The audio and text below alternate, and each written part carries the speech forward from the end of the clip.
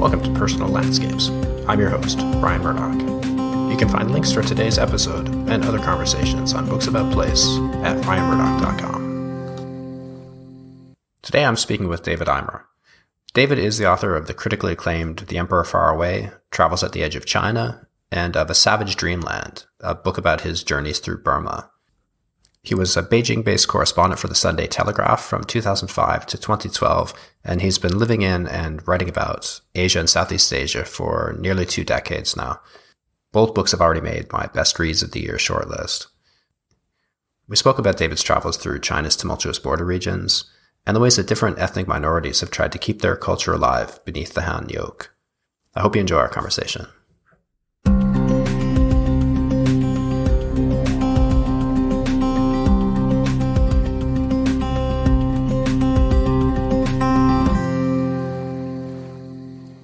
David Eimer, welcome to Personal Landscapes. Thank you. So I wanted to talk about your China book, The Emperor Far Away, but before we jump in, I just wanted to tell you how much I enjoyed it. Like we talked about this earlier, I crossed paths with your route in several places, traveling through Tibet and Xinjiang, obviously at different times, but the book brought back so many memories of what was for me a really enjoyable trip. And, it confirmed some of the observations I had made about these places, but it also filled in an enormous amount of blanks and questions that I had lingering ever since that trip. So you said you first traveled to China in 1988. What interested you in going there? Well, actually, to be honest, it was rather random. A couple of friends of mine were going. We were all 21 that year, and I was given a modest amount of cash by my grandmother to go traveling. And I actually couldn't really decide on where to go. And then a couple of people said, we're going to China. And I sort of thought, well, I'll tag along. It hadn't really occurred to me. I mean, I knew very little about China, really, until I went. I'd read the sort of Tintin book, The Blue Lotus, which is actually good about Shanghai in the 1930s. But, I knew basic stuff. It had a big wall, Mao Zedong, that sort of stuff.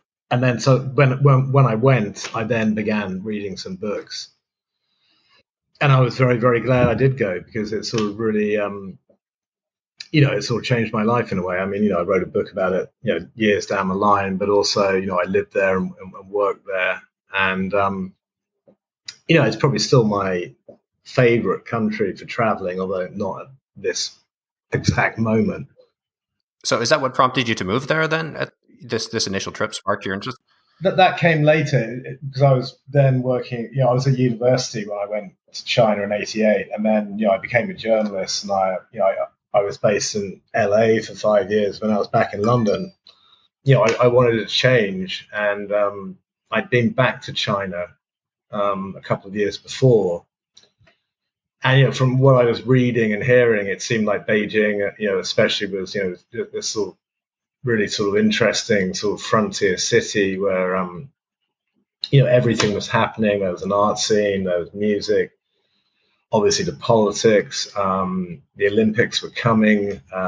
It just seemed to me to be, a good place to be. And so that's why I moved there. The rate of change was really astonishing. And I first went there in 2001, I guess, like on vacation from Japan. I was flying to Pyongyang, and I had to go through Beijing. So I thought, know nothing about the place. I'll spend a week there. And it was so interesting that I ended up coming back the following year for a couple of months to travel around. Like, it was really nothing like what I expected. But between that August 2001 and coming back in, less than a year later in 2002, I couldn't recognize the street I had stayed on in Beijing. It was changing so quickly. Yeah, and that's pretty typical. I was back there. I was there in 2004 before I moved in 2005, and by the time I'd moved, the place I'd stayed at had disappeared, and there was an awful lot of redevelopment going on, and obviously it's ongoing. I haven't been there since 2016 to the mainland of China. I've been to Hong Kong a couple of times. But I think that's something that happens, across Asia, actually. It happens in where I am at the moment in Thailand, and it was happening in Burma before the coup.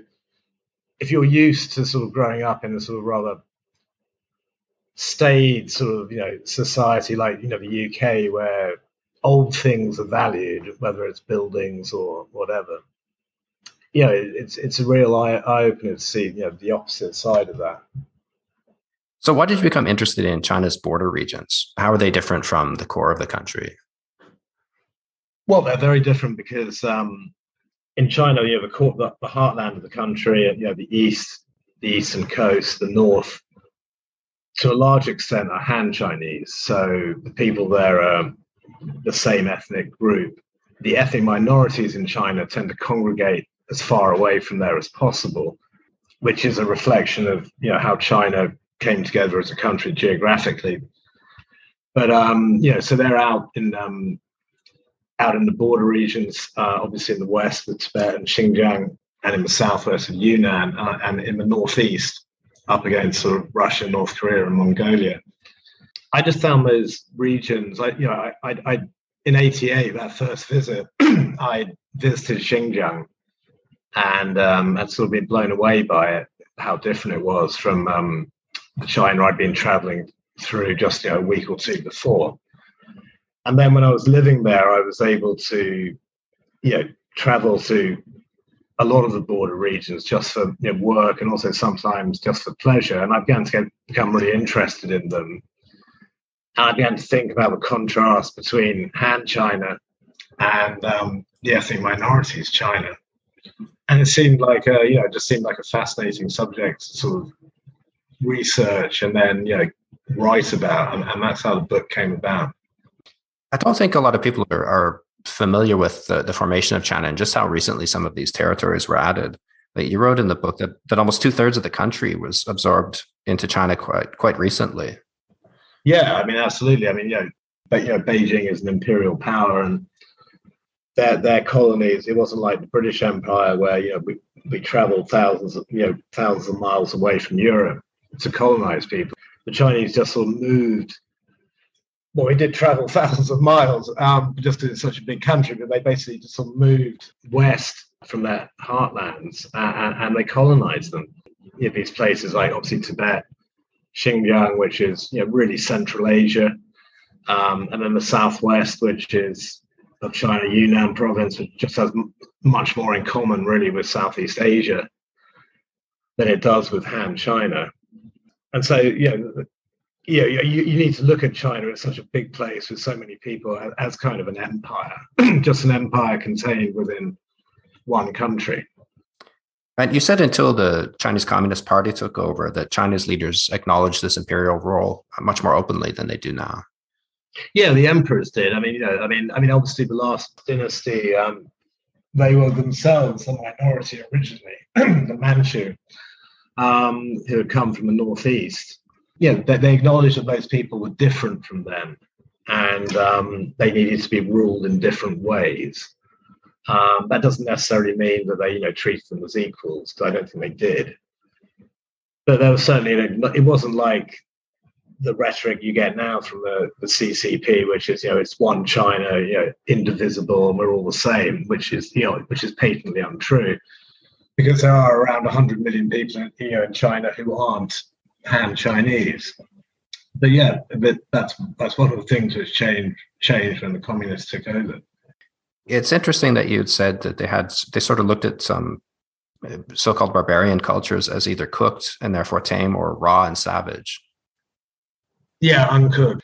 I think all empires kind of do that. The British did that with their sort of divide and rule tactics in places like India, and also countries like Burma, and I guess to some extent in Africa. But some peoples are more are regarded as being more amenable and easier to work with or easier to control than other people who might be rather hostile to the colonial power in a sort of overt way. So Xinjiang is obviously a very good example of a region that's not yet cooked, that they're trying very badly to cook. You said that the region west of Gansu, which is very much present-day Xinjiang, is ethnically, geographically, and culturally connected to Central Asia and shares nothing with China. So could you sketch that out a bit for people who haven't been there or who aren't so familiar with it? Well, basically, the sort of northwest of China a lot of it is desert. It borders Central Asia, Kazakhstan, Kyrgyzstan, as well as Russia. And up until sort of relatively recently, the border of China was considered to sort of stop, as you say, in Gansu. And anything after that was considered to be, the Badlands, people who weren't pacified. What's happened since 1949 and the communist takeover is that the Han Chinese have started to spread, and that's partly because there's so many people, they need more land, but also a large part of that is because of the natural resources which are in those territories. It's one of the sort of ironies of the situation with the sort of ethnic minorities is that they live in areas which are very rich in natural resources, certainly in comparison to the areas of Han China, where everything from farmland to people, farmland is at a real premium, so there's just not enough space.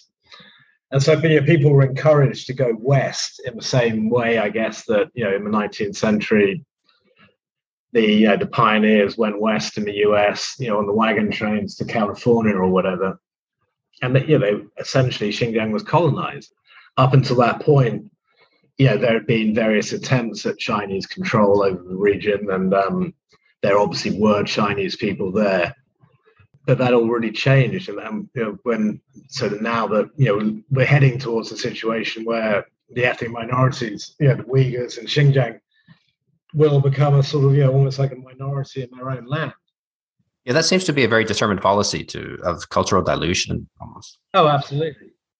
Obviously, you dilute it, and then it makes it much harder for people to rise up, makes it much harder for people to unite as one group. You're seeing the same thing in Tibet, where there's been a massive amount of Han Chinese immigration in the last sort of 20 years. It's the most obvious way of doing it. I mean, it doesn't work if you sort of just establish, like they used to, where you establish a few forts, say around Xinjiang, and have a sort of token military presence and a token sort of civil government presence. That isn't really going to colonize it. If you actually want to change people and make them like you've really got to be there in very big numbers. You've got to impose your language, you've got to impose your culture, and inevitably that means that the culture and the language of the ethnic minority, you're doing this to, will diminish. That was one of the notes or one of the hallmarks that I've noticed throughout Chinese history. I'm reading a big, thick history of China right now, kind of sparked by having read your book, and this sort of cultural colonization, like all the people, as the various dynasties swelled and ebbed, that cultural continuity was very strong, to the point where a conquering peoples like the Mongols took on these aspects of the Chinese bureaucracy and literary tradition to at least some extent. So how much of this drive to sort of absorb the minorities involves eradicating their culture and replacing it with the dominant Han culture? Well, I mean, it's interesting you say that. The Manchu, the Qing dynasty did the same thing. They invaded and took over China, but instead of sort of imposing their culture, they became Chinese. It's very, very interesting. I mean, to the point where the Manchu now barely exist in a sort of in a real sense. I guess like there's 20 people I think who can speak Manchu in China, something like that.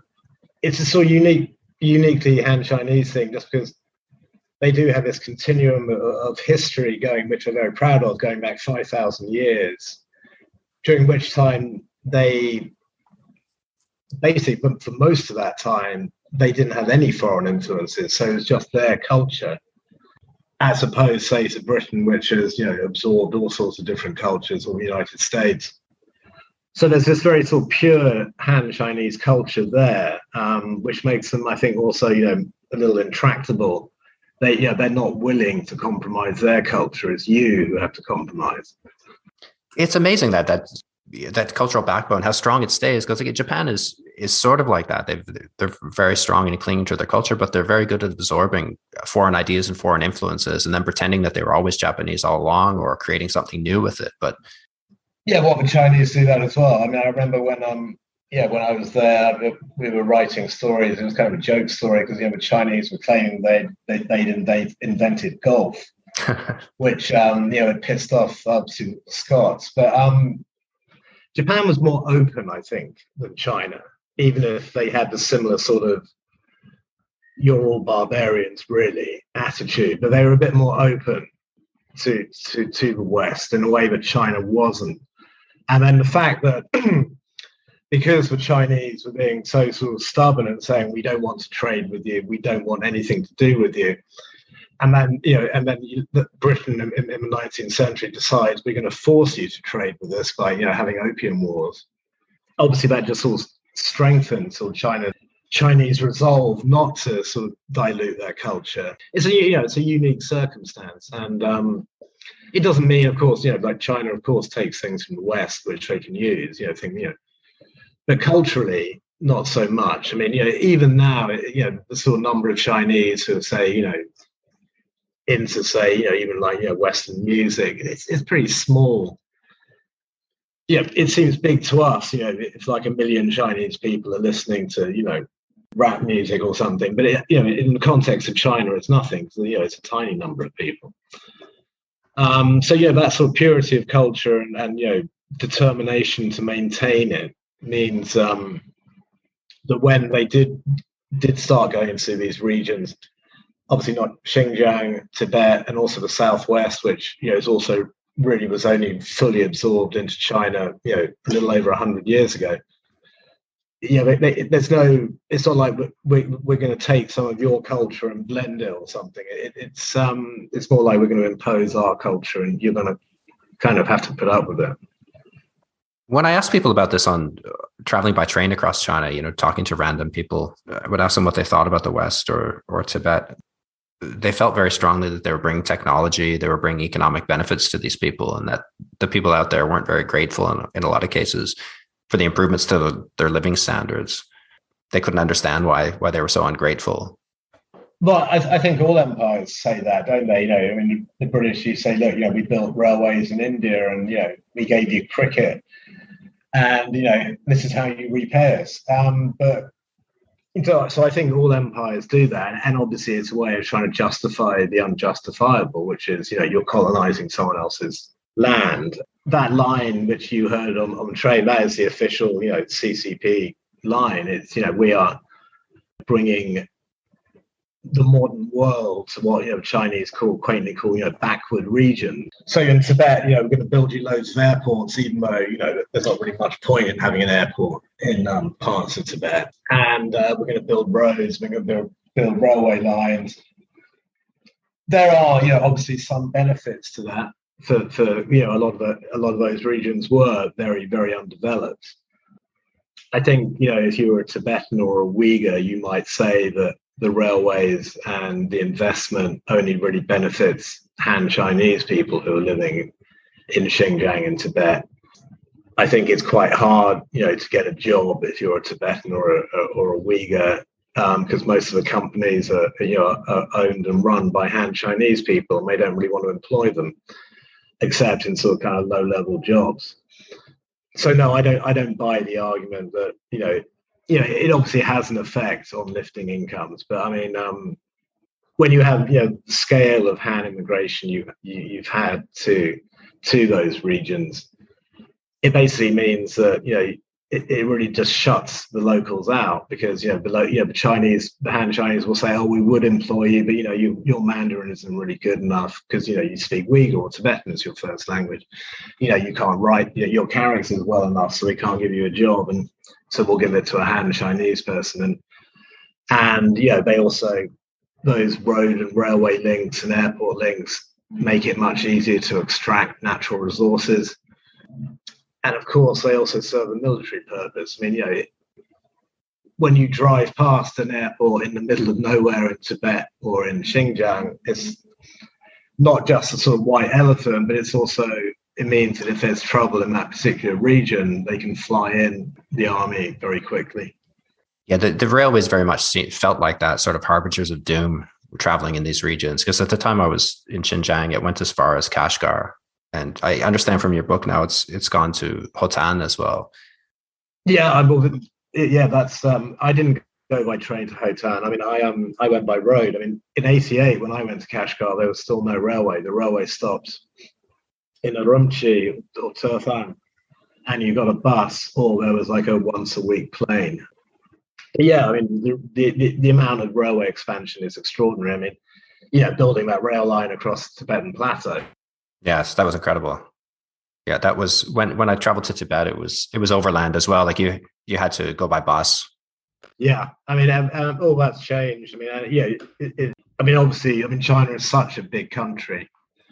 Yeah, there are still plenty of parts of China which aren't, which still haven't really been or been barely touched by, the modern world. But there are fewer and fewer of them now, just because the transport networks are spreading everywhere, and I wonder, I suppose in maybe 20, 30 years time, it'll all be linked up, and the days of bouncing around on a bus will be gone for good, forever. Yeah, I mean, everybody always says that I was there. It's before it all changed, or that was kind of a golden age. But it really felt like that in Xinjiang. I mean, it must have been incredible in '88, but even in 2002, the railway went as far as Kashgar, and you could see them starting to take down parts of the old town. But along the southern Silk Road, traveling by bus to Yarkand and Hotan and those places, it was really like another planet. Like it really felt like Central Asia. And as you said in the book too, you would be followed down the street by strange little towns, by masses of people who just are so curious about seeing a foreigner in such a place.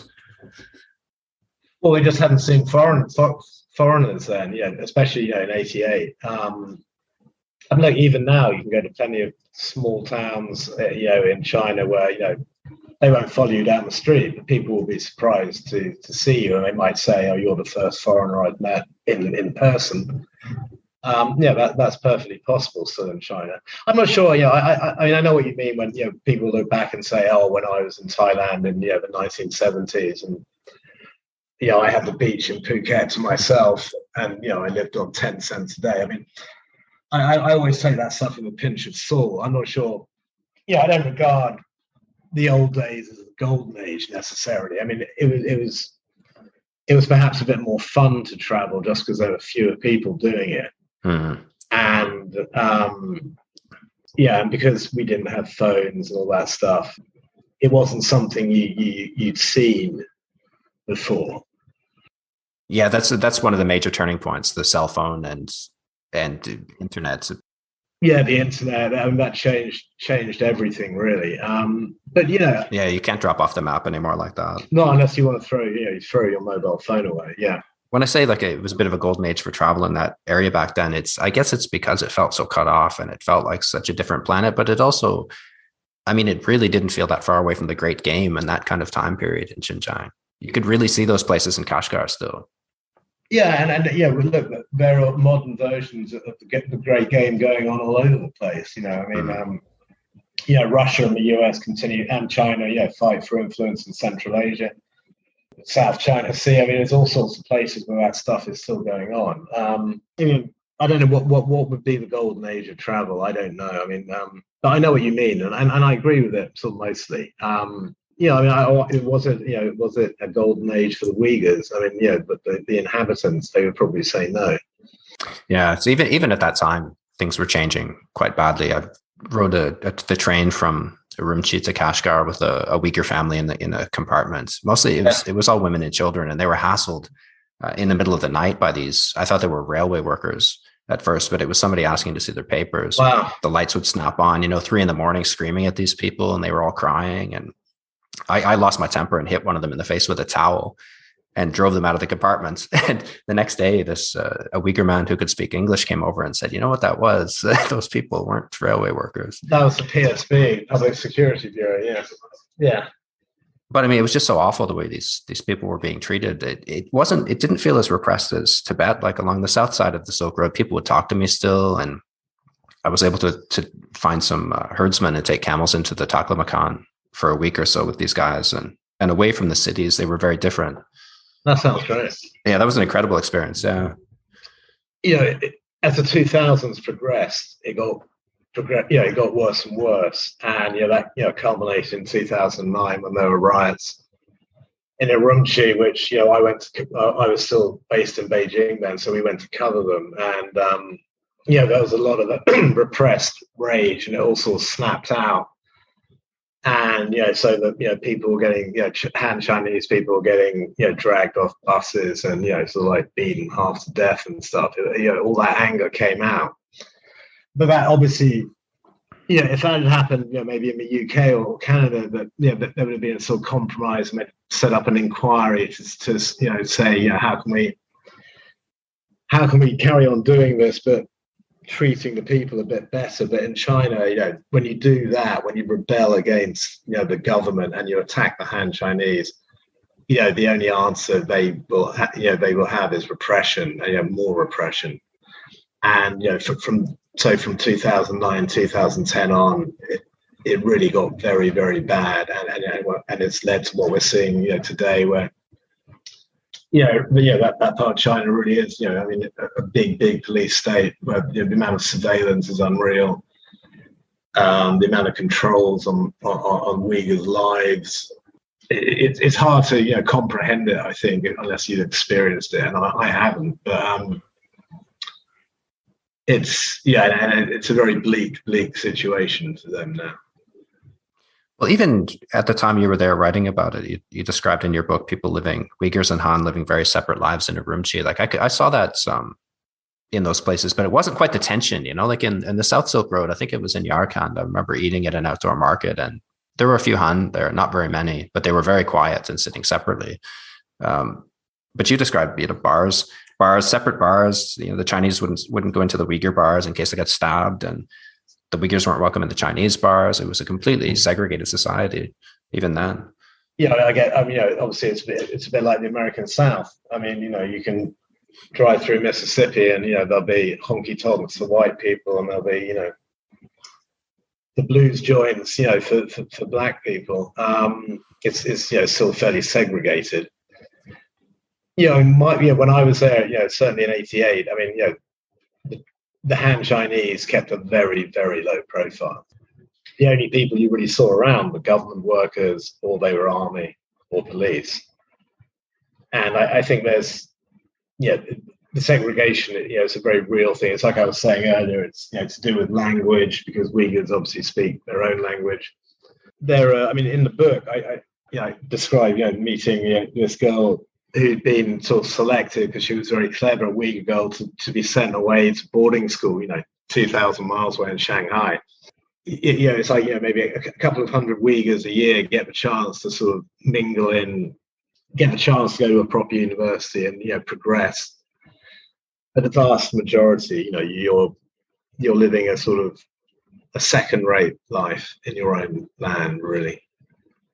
Well, and it was interesting too, the story of that girl, because she had gone to the eastern part of the country, become educated at good universities, and then came back, and she didn't really fit any longer into her own culture. Like, there's really nothing for her there. She couldn't find a husband who earned more than her, I guess it was, and culturally, there's no jobs for her. Yeah, well, I'm glad to say that she did find a husband, and is married with kids. I don't know how. I haven't heard from her for a few years, but she did get married.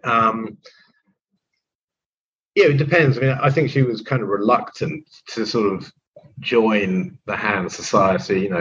She could have found a job. I'm sure she would have been one of the token sort of Uyghur employees at a Chinese oil or natural gas corporation. They would have found her a position, but she just didn't really want to do it because I think she felt as you say, conflicted about the opportunities she'd been given and how that had sort of separated her from her culture and her people.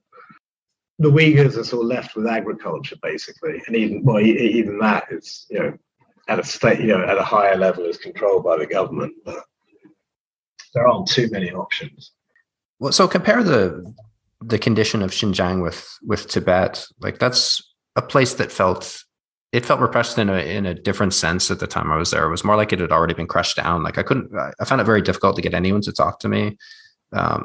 People sort of scuttled away if you wanted to speak to them. It was different. It was different than Xinjiang, where people still felt a bit more open at that time, at least away from Urumqi. Yeah, and I think now, though, if you went to Xinjiang, you would find it would be like Tibet now. You'd find very few people willing to talk. I don't know if beaten down and crushed is the right word. I mean, Tibetans are, they're still intensely proud of their culture, and they have their religion as well, which is obviously so important to them. In a way, maybe that Islam wasn't quite as important to the Uyghurs, although that's changed as well as one of the effects of Chinese migration and what they're doing in Xinjiang is to make Uyghurs go in search of things which they can hang on to and which can be exclusively Uyghur, and being a Muslim is one of those. Yeah, I think in Tibet it was more like a sort of a grim acceptance of their fate, really. They knew that there wasn't anything they could do about it. You can't really go to war with the Chinese army. I don't think anyone can they? There have been, as we know, the riots and, mini rebellions at various points, over the last sort of 50, 60 years in both Xinjiang and Tibet. And, all it leads to is more repression. So there's a sort of acceptance among Tibetans.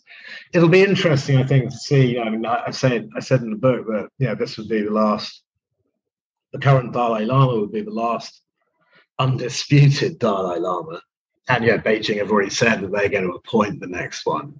So that it'll be interesting to see what effect that has on the Tibetans, just because the religion is such a big part of their lives. Didn't he say that he thought it should end with him, or he was considering not being reincarnated? Yeah, but I don't think you can sort of just end it like that, can you? You can't sort of say, I'm not going to be reincarnated. It goes against Buddhism, doesn't it? I mean, we are all, if you're a Buddhist, everyone's reincarnated. I find it hard to believe that Tibetans would follow a Beijing-appointed Dalai Lama. Well, they did this with the Panchen Lama, right? Yeah, and they don't follow him. I mean, he lives in Beijing.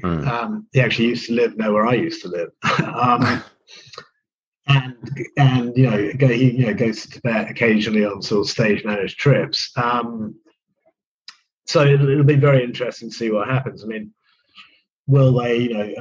I would imagine that the Dalai Lama there will be a reincarnation, but he will be picked from the exile community in Nepal or India. It'll be some kid living in Dharamsala or something like that, rather than someone living inside China. But it'll be, for the Chinese, that's exactly what they want, because they would be perfectly happy if their if the religion had less of a grip on the people. I find that hard to envision. Ever happening. It's so central to the lives of everyone. I do too. Yeah, I do too. But that's what Beijing wants. And it's a massive irony of CCP, which doesn't believe in religion, deciding to get involved, and we're going to appoint Catholic bishops, we're going to appoint Buddhist leaders, we're going to appoint imams. They don't believe in religion, but they just want to run it. They want to control it.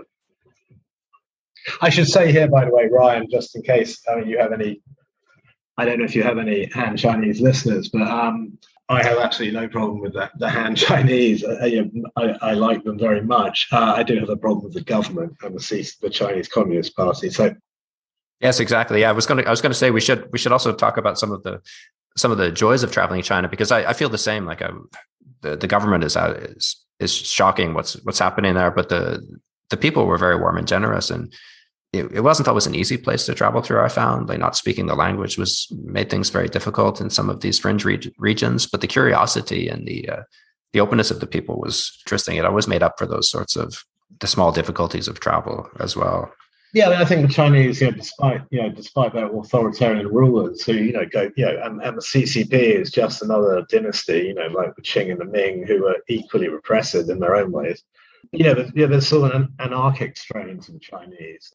I like, they've got a sense of humor, and they're also, I think they're probably, they're a bit more, I don't know, it's dangerous to compare people to people, but it's very different from, say, Japan, which we were talking about earlier, where you get the sense, I always got the sense whenever I'm in Japan, that people are quite closed and not particularly willing to engage with foreigners. I never found that to be the case in China. Yeah, Chinese people ordinary Chinese people were interested.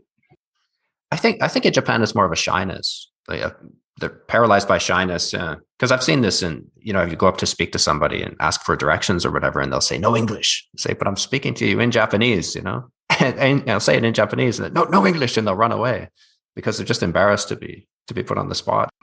Yeah, it's possibly that. But it's interesting. I think that's changing too. I mean, I read a story a couple of days ago by Stephen McConnell, who's the BBC correspondent in Beijing, and he's been there forever. And he was talking about the sort of differences between the 2008 Olympics and the one which is going on now, the Winter Olympics, and just how amazingly different it was. I mean, the Chinese people then, it was considered perfectly normal to mix, in certain circles with foreigners. I mean, there was a lot of mixing, a lot of socializing. There's less of that now, apparently. It's almost as if people say, okay, we're going to turn our backs.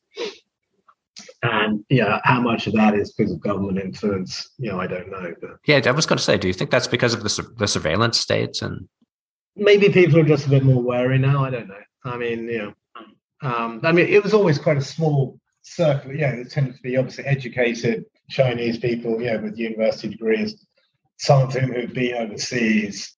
But maybe people are just. If you lived under that in that society, I guess you would become a little wary of things. The party controls so much in terms of whether you want to get ahead in your job, you want to do okay, you want to get your kid into a reasonable school or university, all that stuff. It doesn't do to annoy the powers to be.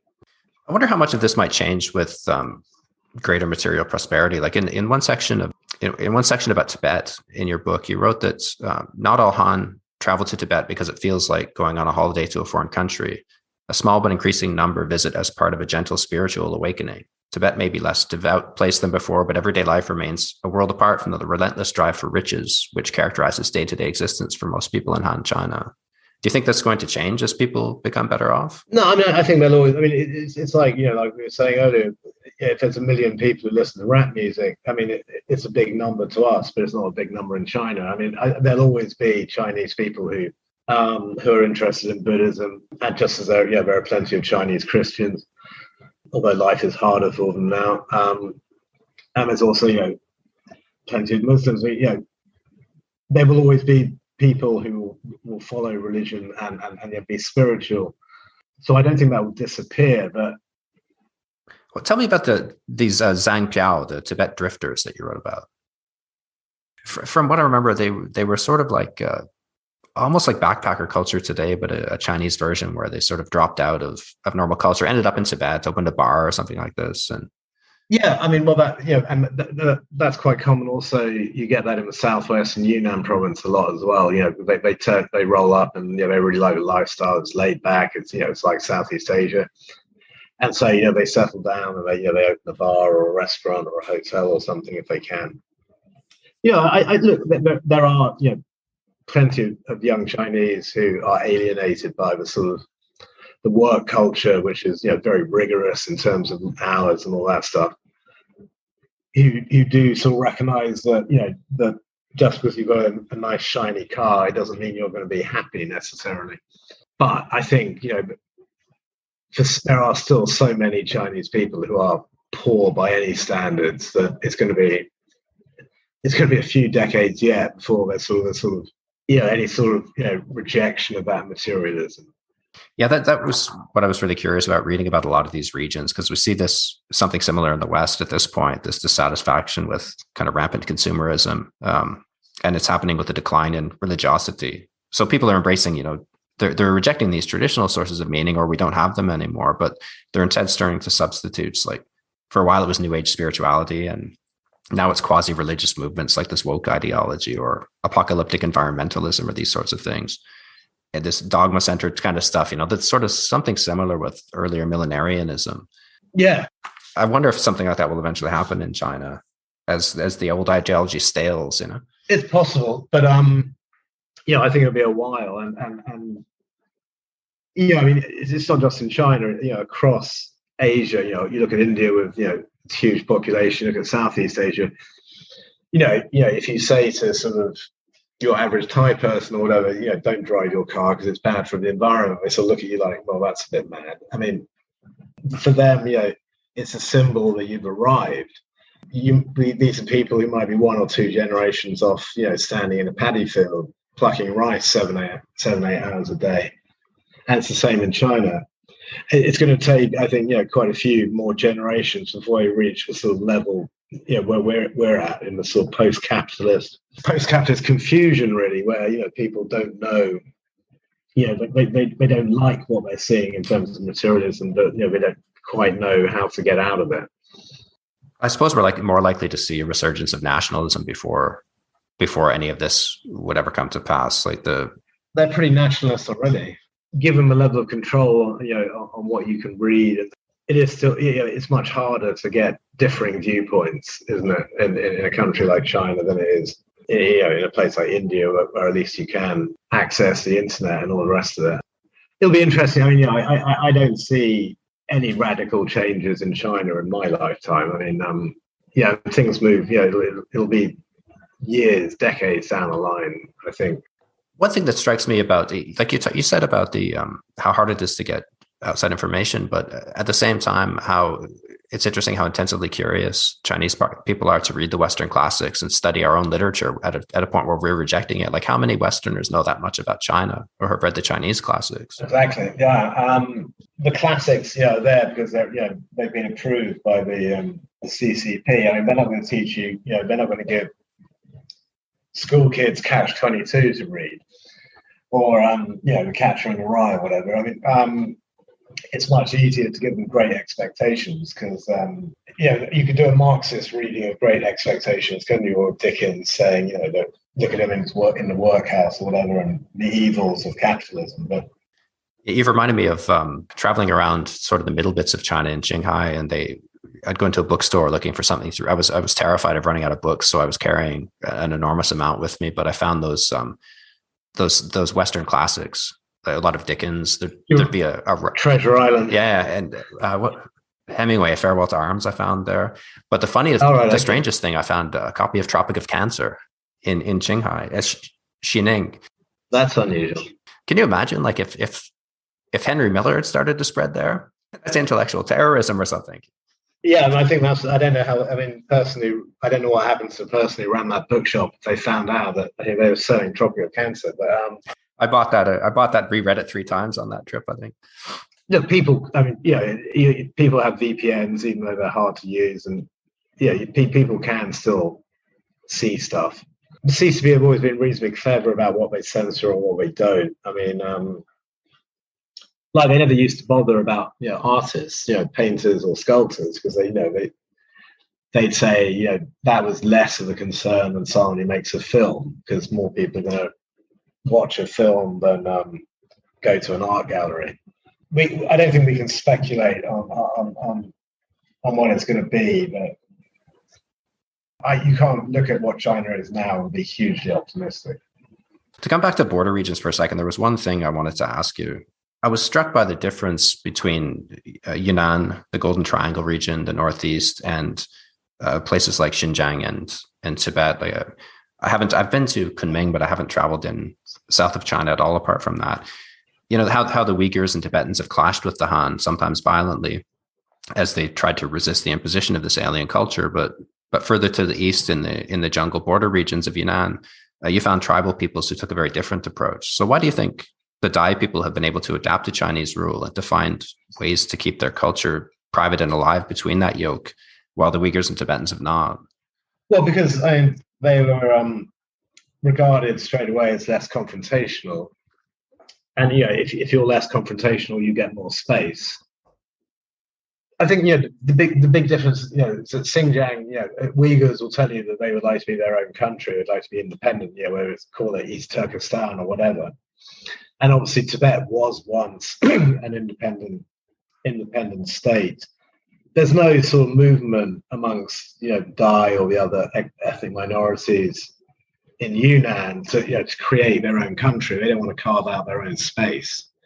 Then, because they drift between different countries and can be found in so many different countries, they have a sort of different attitude to the concept of country that we have. They don't really care too much about borders. They're more interested in ethnicity than in passport. It doesn't matter if you're a Dai person in Thailand or a Dai person in China or a Dai person in Burma, you're still a Dai person. And that's what's important to them. So I think the Chinese look at that and say, okay, these people are no risk to us. They don't want to challenge us. They're not saying we want to be an independent state with our own government or they don't have big religious leaders like the Dalai Lama. I could see that would make sense in Tibet, like the people have a larger loyalty to the Dalai Lama or to Buddhism, and that I could see that being a threat. But I'm surprised that given the Uyghurs and the cultural influence of Central Asia and how all those cultures sort of blended together. Yes, they're different groups, but they've always sort of moved and blended in that region, and how the Dai people existing in this amorphous space between multiple countries, how that's not seen as a threat. The border now down there is tighter than it used to be. Everywhere is tightened up in China. You can still, it's still much, much easier to move across those borders than it is any other border in China, but there's a heavier police presence now. So so things are maybe changing. I haven't been in Yunnan since 2016, and when I was down at the border, I did notice that that it was more strict. You could still get across for a day or two if you wanted to go into Burma, or without going through passport control if you knew the way. But so things are changing. But there's no threat. There's no point in antagonizing. I think the Chinese, even if they would never say this, the Chinese government probably acknowledges that, they could have done things privately, could have probably done things differently in Xinjiang and Tibet. I think that there's no appetite to antagonize yet another group of, yet another ethnic minority. So, it's just much looser for that reason. Yeah, and I guess at this point, too, it would be very difficult to walk back from the situation in Xinjiang. Yeah, of course, they can't back down because that would be completely against the CCP's DNA. Just have to look at Hong Kong to see that. They don't back down because that's a sign of weakness. There are 55 official minorities in China, and they're not all treated the same. It's different. But the ones which are regarded, as you said earlier, as uncooked, and ones who are cooked. It's interesting, though, that the Dai people, you described sort of a Janus-like way that they sort of put on the Ethnic Minority Act for Han tourists, but then they keep the deeper parts of their culture very personal and enclosed. Whereas in the Northeast, you described the Chinese of Korean descent living very openly in unsegregated cities, with Korean restaurants and Korean language schools and print media. I was quite surprised by that. Well, Koreans, again, they're probably the ultimate example of a friendly minority. The Koreans in China virtually all fought to the CCP side in the Chinese Civil War, and the CCP haven't forgotten that. They were given privileges because of that, which other minorities don't get.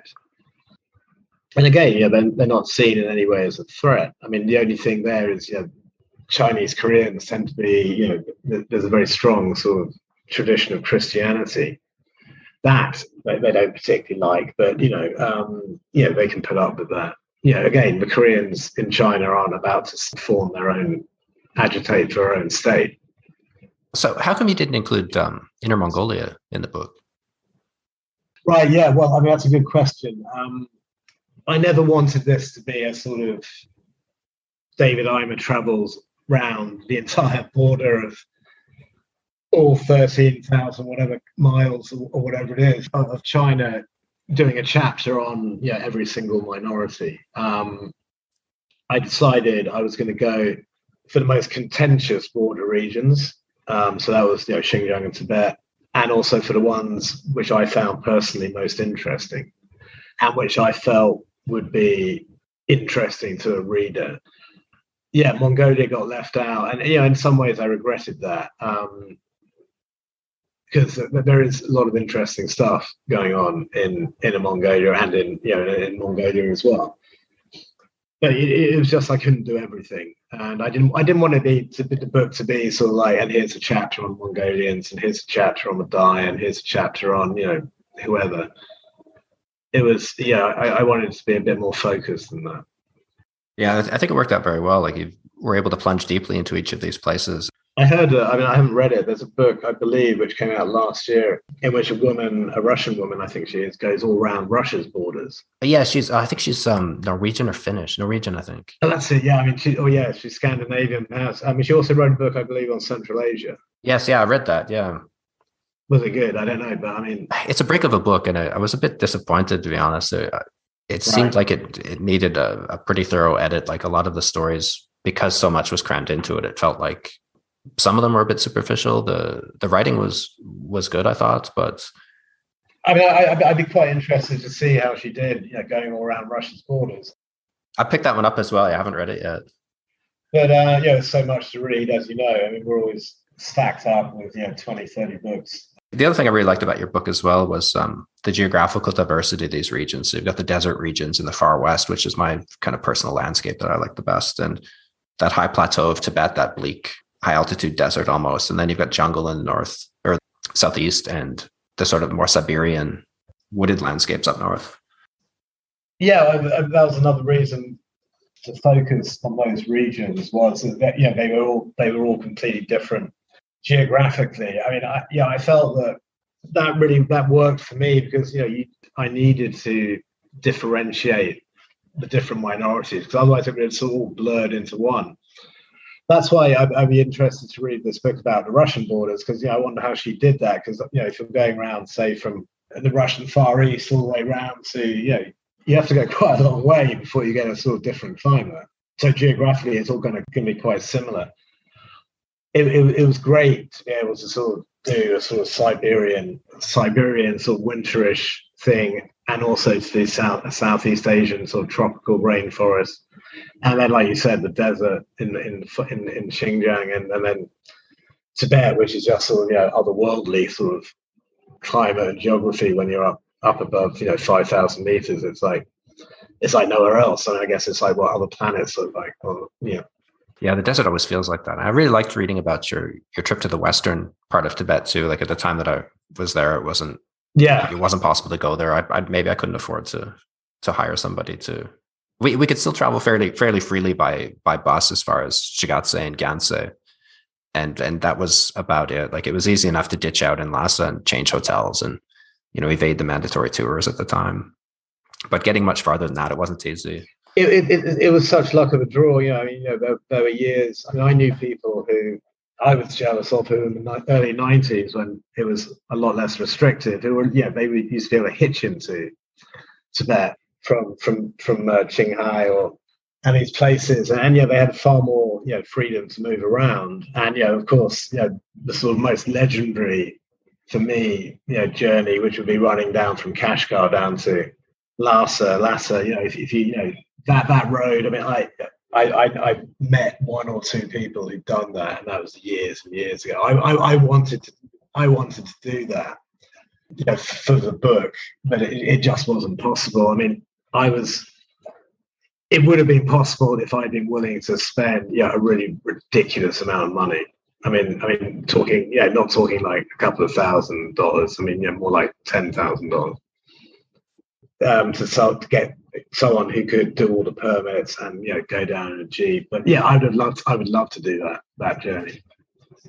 I was eyeing that at the time as well. That trip straight across the west to the deserts, but I mean, it wasn't, without speaking any of the language as well. I thought that's impossible at that time. But you did get to the southern part of the Silk Road and straight across back into the east, which I was interested in as well. Like I ended up going from Hotan across the cross desert highway was fairly recent then, I think, and back to Urumqi via that way. But towards the east and Lop Nor and those regions looked really interesting. In the time we're talking about, which is 10 years ago, I guess now, it was looser, but also rules and regulations shifted. I mean, it would be like you could try and go in one year and they'd say no, but then the next year you could go. So, it was just luck if you happened to be there at a time when you could go. I'd be interested to see what that's like now in China. I imagine they're having fewer periods when the more remote places are open, but I could be wrong. So you were officially there as a foreign correspondent? Yeah, well, I mean, I had a journalist visa. And so did that hamper your travels at all? Well, I did in Tibet, but I mean, I have a couple of passports, so I didn't use a passport which had a journalist visa in it. But yeah, I mean, I wouldn't have been able to go to Tibet and do that journey on a journalist visa. No, not at all. No, they don't want any. The problem with having a journalist visa in China is, every time you check into a hotel or a guest house, they look at your passport, and what they tend to do is they see journalist visa, they immediately get on the phone to the local PSB and police and say we've got a journalist staying here. So straight off, I mean, everyone knows what you're doing in town. And of course, quite often the police will pop around and often in quite a friendly way, they invite you for a cup of tea and say, there's nothing here of any interest to you. You should move. You should leave. Not being heavy about it, not being like trying to beat you up or even intimidate you. Really, just sort of letting you know that if you do stay, you're going to be followed to the point where no one's going to speak to you anyway. So I didn't see any. Well, I mean, obviously, I was just a backpacker at the time traveling through, but I did find it sometimes hard to find a hotel. Like they wouldn't accept foreigners, or they didn't have papers to accept foreigners, or just didn't want to. Oh yeah, there's that as well. Yeah. Oh, I mean, there are a lot of hotels which aren't licensed officially to take foreigners. So yeah, that wasn't necessarily because they didn't like the look of you, Ryan. Like you say, I mean, people, especially if they're not used to contact with Westerners, they can be, a bit shy. They kind of think, oh, look, you're going to be hassled. You're going to, you're not going to speak Mandarin. You're going to give us a hard time about the bed or something. I don't know. You can't get, CNN on your, all this stuff. They're just worried, and so they think, oh, it'll be easier just to say no, you can't stay here. I think they're worried about not having the right type of underwear as well. That could have been the thing. I stayed in a place in Xining, I think, on the way to Tibet, and it was a Chinese hotel. Like we talked them into letting us stay. I was with these two Swedes, and everybody on our floor, all the guys would leave their doors. It's all men, I guess, traders or something. Yeah. All their doors were open, and everybody was lounging around in red bikini underwear. I didn't see a single non-red bikini underwear. Right. Well, that's an interesting. Maybe was it around the time of Chinese New Year? You're meant to wear red. No, I don't think so. You're meant to wear red. It was the middle of the summer. It definitely, doors being left open is that's very Chinese. Yeah, it was a great place. Everybody was lounging up and down the hall and wandering in and out. They're very friendly. But then we used to go up on the roof where they dried the laundry, and we take a couple beers up there at night because there was really nothing to do in this town. We sit there and drink beer under the stars, and I could see some other hotels from around here from this viewpoint, and I saw the same thing in some of the other windows, red underwear everywhere. Interesting. I couldn't answer that. It's an anthropological conundrum. So what do you think the future is now, travel in China now at this point? I think, there are fewer people going anyway because of the situation. I think, people will still travel to, the East, to places like Beijing, to Shanghai. They'll go to Xi'an, the Terracotta Warriors, Yunnan. I mean, I think some people will still go to Yunnan. But traveling in Xinjiang and Tibet and the contentious areas is going to be, it's going to be a problem. I mean, it's virtually kind of impossible to get to Tibet now unless you're in a sort of a group where you're all from the same country and you are paid just such ridiculous amounts of money now. It really shuts out a lot of people from traveling. A bit like the North Korea model, I guess, with tightly vetted, tightly organized groups and at a very large amount of money. Yeah, certainly for places like Tibet, it'll be like that.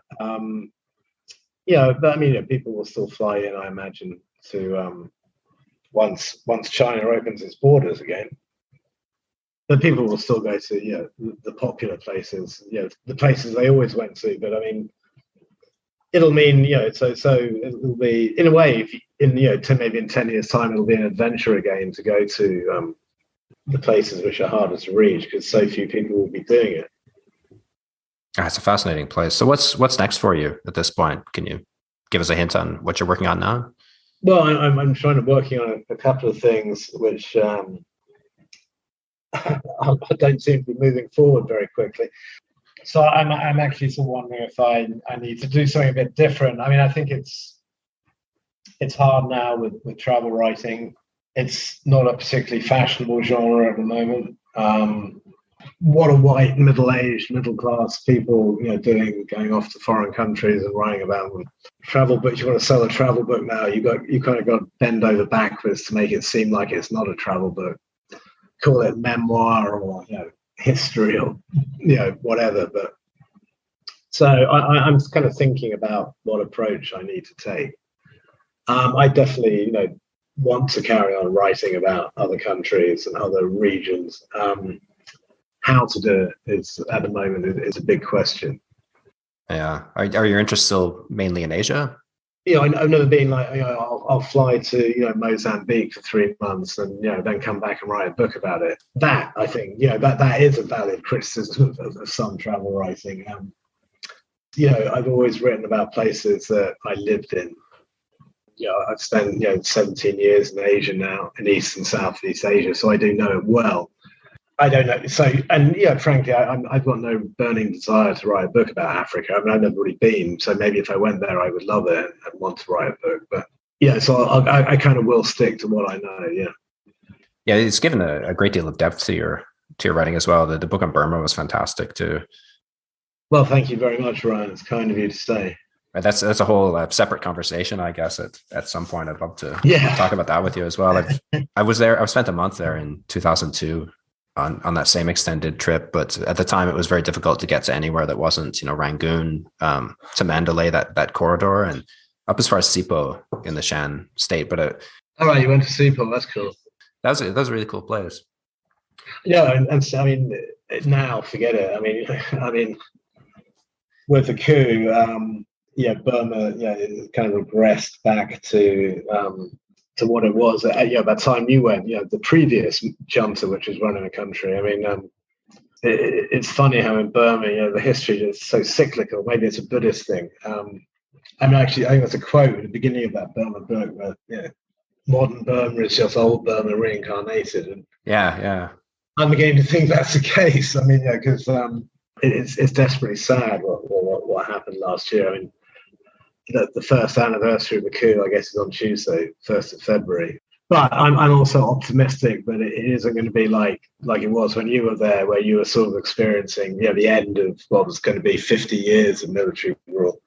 I think, they've really screwed up, and I think they know they've lost actually, and so I'm optimistic that the junta won't last as long.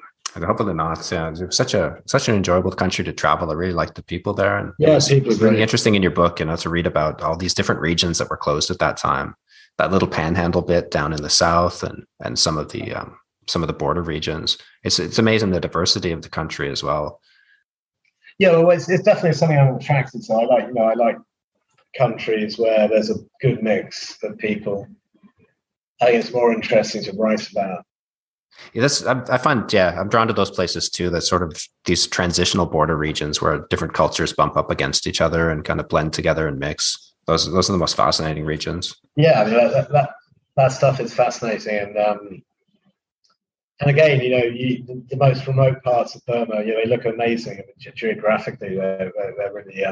You go up in the far north. I mean, you basically are in the foothills of the Himalayas, and and then you go down to the deep south, and it's like, you're sort of tropical island, Southeast Asian paradise, except with no hotels or people or tourists. So I mean, you carry on looking for, that mix of diversity amongst peoples and diversity amongst, geographically. Yeah, it's worked out very well in these books. I highly recommend both of them, and I'll put some links to both in the notes for this podcast. Well, thanks very much for taking the time to talk with me. And I know it's been a very busy week for you. So, no, I appreciate it, Ryan, and I'm glad you hung in there. But no, it's been good to talk to you. And you're a fellow travel writer, and I mean, you've experienced a lot of what we've all experienced yourself and written about it. So it's good to talk to someone who knows what it's about. Well, hopefully we'll cross paths in a random bar in some board you're reading at some point. I hope so. I mean, and if I'm ever in Berlin, I'll definitely let you know. Yeah, look me up for sure. Yeah, that's your permanent base now. For now, anyway. It's been 5 years, I think, so probably a couple more. That's quite a long time. Yeah, before it was 6. I was 6 years in Malta before that, and then right. That's why you moved from Malta. That's to here. why you were writing the book about you pitching the book about Malta, weren't you? Yeah, yes, that's slow going for the same reasons that you've said. Nobody's interested in white middle-aged guy. I guess I've hit that point pretty near now, and just it's such a kind of a marginal place, Malta. I've been to Malta. I went there once for work as a journalist, years and years ago for a few days. I quite liked it. I thought it was. Yeah, it's a really interesting place. Totally got the blend of different. You got the Middle East, you got Europe, Southern Europe. You got a lot going on there. It's definitely not what I expected when I expected some sort of a Lawrence Sturrell vision of a Greek island or something, but it's very much connected to North Africa and Sicily. It's completely not what I expected, and yeah, really endless layers of interest there. So it was a good choice. But all right, on that note, lovely to speak to you, Ryan. Thank you very much. Yeah, you too. Good luck with your next one. Thank you. Thanks for listening to this episode of Personal Landscapes. If you like the podcast, please give it a rating on iTunes and subscribe through your favorite app.